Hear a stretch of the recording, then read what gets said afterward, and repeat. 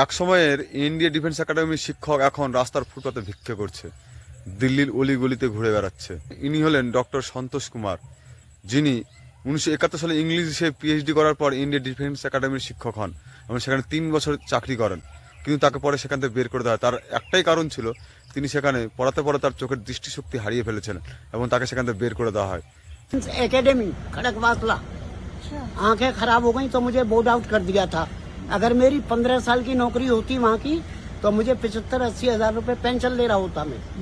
मैं education corps का teacher रह चुका हूँ, जहाँ से बच्चे second lieutenant captain major lieutenant colonel colonel brigadier major general lieutenant general general बनते हैं, उनको पढ़ाता था। তিনি নিজের মুখে বলছে, আমি যদি ওখানে দিল আর 15 বছর ধরে আমার নিজের জীবনকে দিতাম, তাহলে আমি হয়তো আজকে 70 থেকে 75 হাজার টাকা পেনশন পেতাম।